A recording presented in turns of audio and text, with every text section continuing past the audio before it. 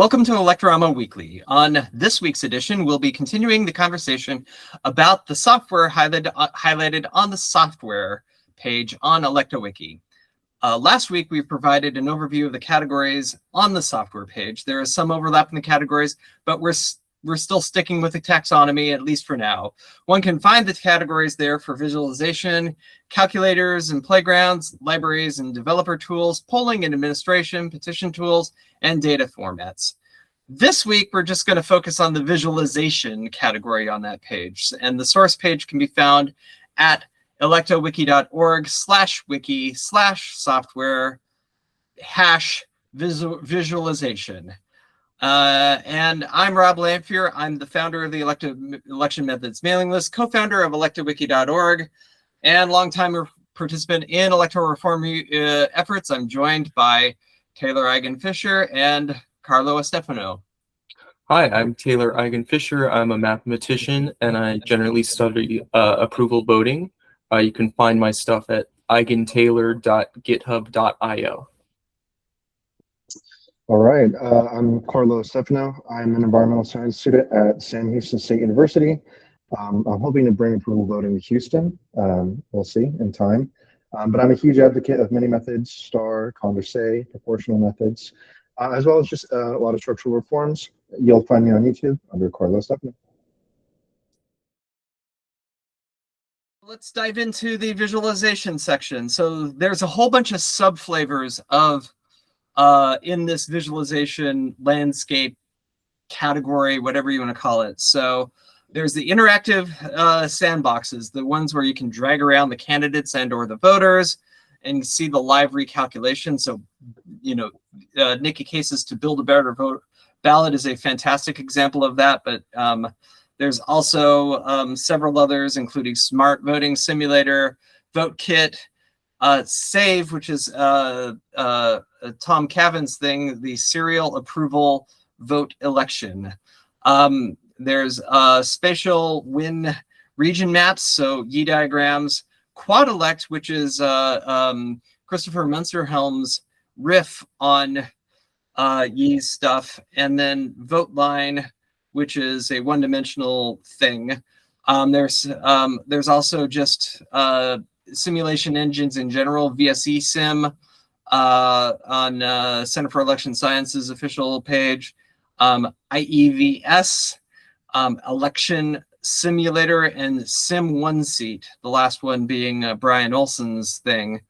And then there's the Arrows Theorem, Hexagons, How to Fix the Election, and a redistrictor.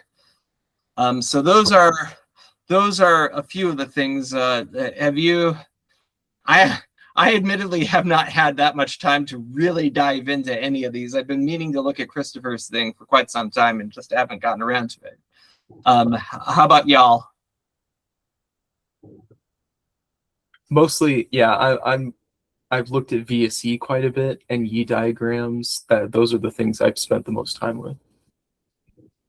For me personally, I let Tom give me the grand tour on his Save website, and it's fascinating. But Tom's a way smarter guy than I am, and I'm not super math pilled, so I didn't know what was going on half the time. But to be honest, I think that the parts that I could understand, I saw a reason for existing, and it was really cool to see. It was really cool to see Tom kind of share that. Yeah. I mean, it's fascinating stuff. I may pull that up a little bit later, Tom's Save thing, but yeah, it is.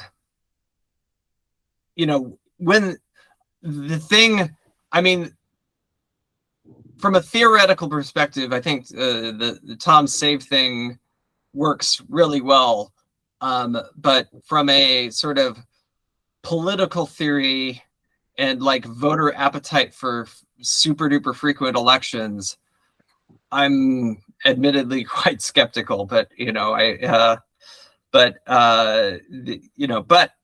it's cool that he's put a lot of time into that thing. It's pretty obvious, and it's there's And that could, you know, for somebody who really wants to do iterative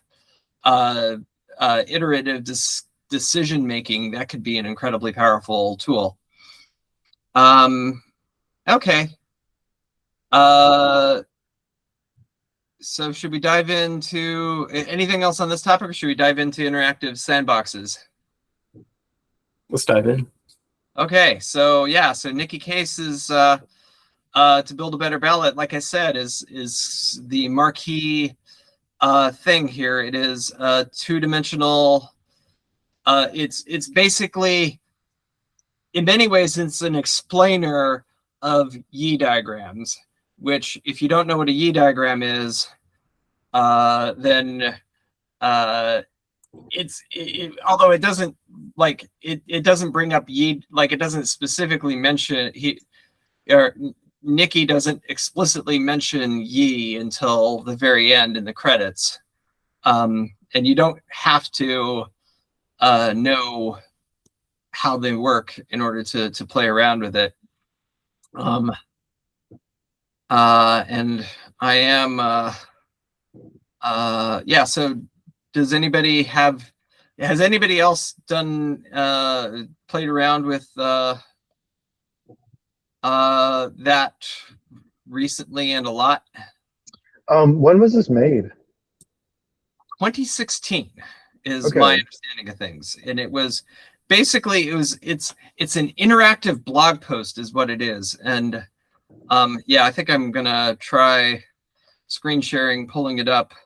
This is to build a better ballot, and it's, yeah, December of 2016. It's very, yeah, it's right at the top of this.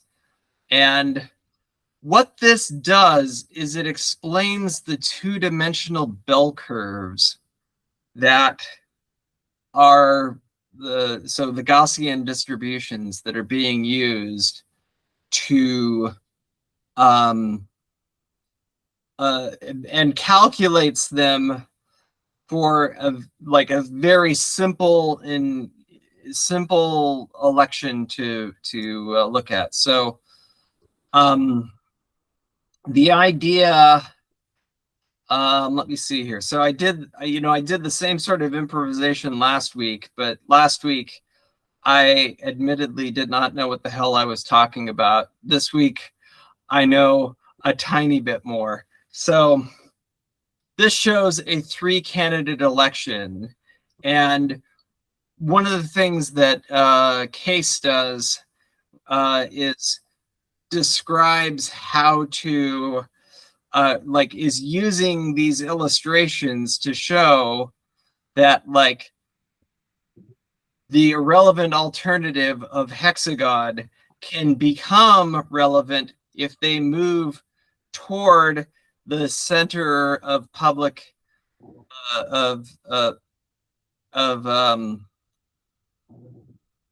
so the center of these distributions is the center of public opinion. So, and then each of the points distributed out is like a random distribution of voters spread out. And what this shows is that as hexagon moves closer to triangle, hexagon becomes a spoiler and causes the blue square to win. Even though if hexagon had remained a fringe candidate, that wouldn't have happened. And this explainer, this whole blog post has a whole ton of diagrams that are just as every bit as rich as that one that I just demonstrated. And so if you want to dive in and you're the type of person who likes playing around with these kind of gadgets, it's a very cool thing to look at. But thoughts from either of you? So I guess I'm thinking about this. You mentioned viability as kind of like a big factor in the the spoiling. Um, uh, it would also follow, right, that just many small fringe candidates could amount to the same effect. Because isn't that sort of what's happening in California? Because there is a smaller amount of viable candidates, but there's a lot and a lot of like very fringe candidates that are also taking a huge chunk of support. Yeah, there's a there are a lot of candidates who like basically that was so ironically I wasn't going to bring this up until the end, but I'll bring it up now. In California, ironically, a month ago, 2 months ago, the fear was that the Democrats were going to get locked out of the top two plurality runoff because there were two viable Republicans and like 8 or 9 viable-ish Democrats all splitting the vote. And what ended up happening, and the reason why I used the word ironically earlier, is because now it is very possible from my latest reading of the polls that the Democrats could lock out the Republicans in this race. Because Javier Becerra is the formidable front runner, and Tom Steyer and Steve Hilton, is that his name? Steve Hilton is a Republican. Tom Steyer is a progressive Democrat or progressive billionaire Democrat, which sounds like an oxymoron, but he's spending a lot of money to be viable, and he turns out he is, and so it is. It could be that Steyer and Becerra lock out all of the Republicans.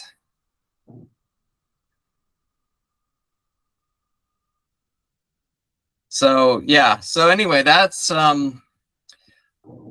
Nikki's thing. And You just gotta love vote splitting, huh? You just gotta love it. Yeah, totally. So let's see here. All right. So these presenters like this, I mean, I'm a big fan of them. Like, are there other presenter type things that you all are a big fan of?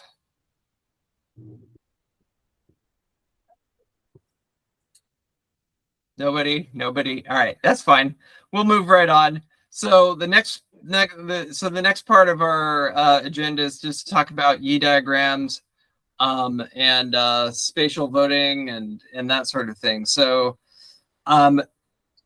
Yi published a fantastic paper in 2005, and yeah, are you going to say something, Carlo? Sorry, I will say, those were kind of the first thing that got me into like the deeper voting stuff. It was seeing those. I don't know if it was specifically Nikki's diagram, but it might have been just a sample of it or like a clip of it, that was either on the electowiki or somewhere else, that really helped me understand initially like what's actually going on here. Because you can do everything that you can to try to make this stuff really relatable to people, and try to use real life examples, but like actually being able to just see it plainly, um, has been probably one of the most like motivating things. And so yeah, I guess for me, it definitely is also just a great way to get, I don't know, just people kind of tapped in at first. There is formidable, like there is like really complex. What do I say? There are diagrams that are really difficult to understand too. I'm not implying that they're obviously like just a beginner's thing, but it helped me out when I was kind of starting out as a layperson. Yeah, Uh, that's Yeah, one of the first things I did when I was getting into electoral form was I was trying to design my own sort of visualization. So I don't know. I think visualizations are really cool, and they can get people into the mindset of like these methods can disagree, and how do they disagree? What's the geometry of that? Yeah, that's a great way to put it. yeah. All right. Well, we'll breeze through Yi diagrams, even though we could spend a lot more time on them. But Yi diagrams were sort of the influential 2005 paper where Yi described basically the same thing that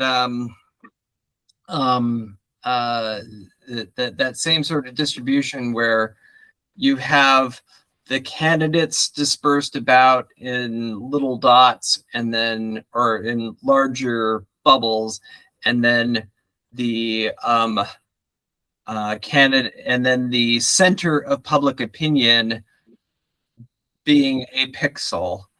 And what Yi diagrams are is basically like mapping out, simulating what would happen over several thousand. I think it's like somewhere around 10,000 iterations where it does a randomized distribution that of the different centers all across a particular space, and then charts out which candidate would win if the center of public opinion is here, or if the center of public opinion is here, et cetera, et cetera. And it was very influential. Yi's paper was published well before star voting was even a thing, and before ranked choice voting was called ranked choice voting, and instead was called instant runoff voting, which incidentally it still is on Wikipedia. You still go to the instant runoff voting page to find out about ranked choice voting, as it is currently frequently referred to.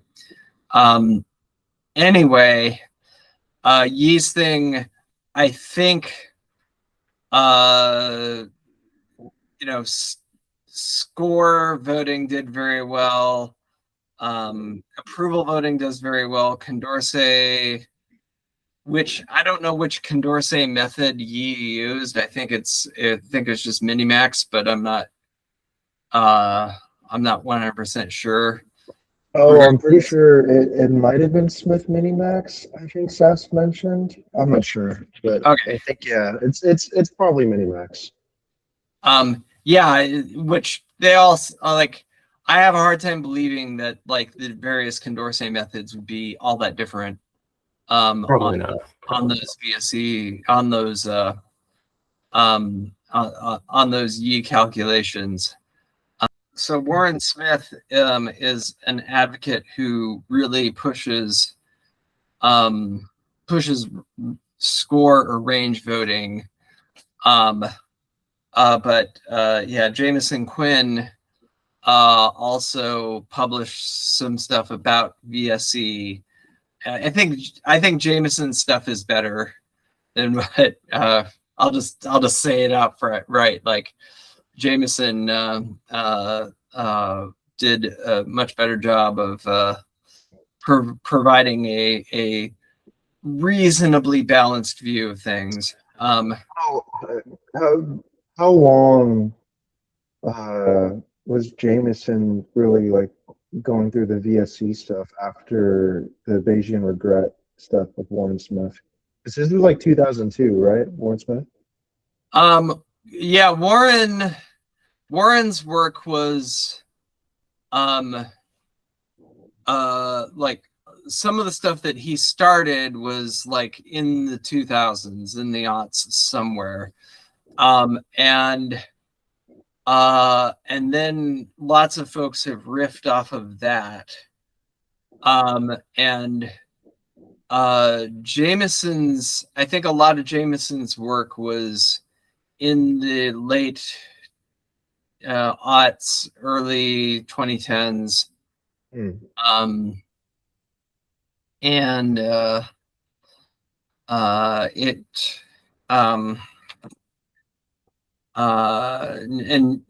Jameson was a big advocate for a system that he invented called 3-2-1 voting, which is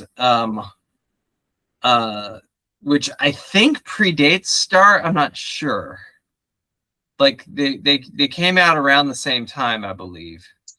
Yeah, if I'm not mistaken, I think 3-2-1, like without the delegation part, I think was before Star, and then once Star came out, Jameson tried to add the delegation stuff to beat Star at VSE, and I'm pretty sure that it did. I'm not exactly. I'm not certain. I was just looking at Jameson's VSE page before this, and he mentions that Star does better than 3-2-1 and under his VSE. And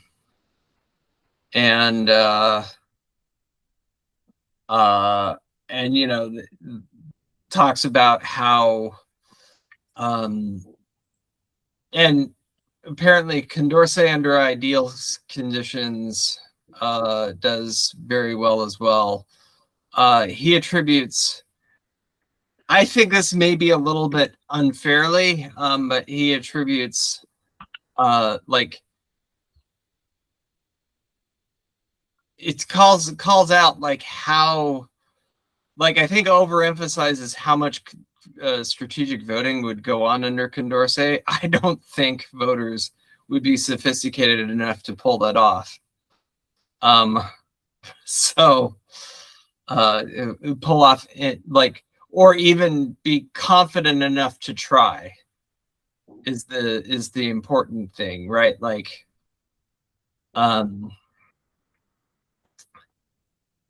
you know, where especially because, you know, you would have, under a good voting system in general, you would have more parties probably. And all of them would have conflicting voter cards saying like, you should rank this way, or you should rank this way, or whatever. I don't know. Anyway, so we're already running a little bit longer than I thought we were going to run, but I think we covered, not necessarily fully in order, but I think we covered almost everything in our original script. Was there anything that y'all wanted to dive into or look at? Or I think it might be good to mention that the Yi diagrams for approval and Condorcet are essentially identical, with like maybe some hazing on the boundaries, but I can't tell without my glasses on. Yeah, no, I agree. Like, yeah, so that's the you know, so Yi's voter model is not terribly sophisticated. Like I said, it's just a, you know, it's just a bell curve. It's just a, you know, Gaussian distribution, and so it is so it's not like trying to like model voter strategy in any way, shape, or form. It's just basically how close is this point to this point, Euclidean distance between those two. And yeah, so like you were saying, Taylor, it is a like they look, they look practically identical. In fact, that was one of the things that convinced me over time that like, approval would work fine. And I couldn't mentally come up with scenarios that would that would be really bad examples where of approval electing somebody who would have been the Condorcet winner somehow.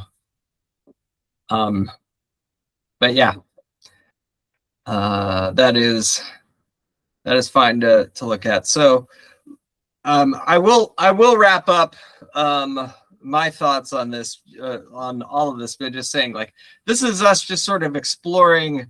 In many ways, we're exploring the holes on electowiki. We're like the things that are not very well organized that should be, and this is hopefully going to force me and others to look at electowiki and like figure out which, what needs clarification, what we should be looking at more, etc. But yeah. Anything else, or should we call this for the week? I think we're good. All right.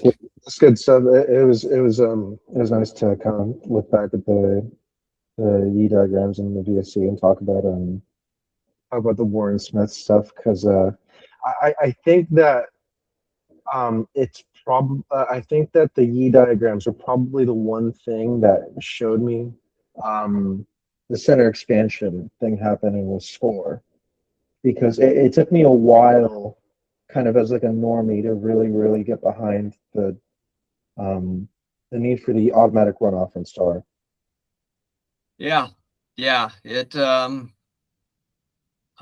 does get complicated. So anyway, next week we might do something similar to this, or which would be scrolling down the software page and looking at the calculators or playgrounds part of that, or we may talk about the June 2nd election here in California if it turns out to be super notable and electorally interesting from a math perspective. But today's source for our material was electorwiki.org/wiki/software. You can find our monthly newsletter, which I haven't published yet, but will be published hopefully in the next 24 hours, which is at electowiki.org/wiki/electoramanews. For corrections or tips, please send email to news@electorama.com, or you can just go up to the wiki pages and explore on Wikipedia and on electowiki, and decide what you need, what needs to be out there for us to talk about. Anyway, I'm Rob Lamphere. I'm Taylor Eigenfisher. I'm Carlo Stefano. And thanks for watching Electorama Weekly.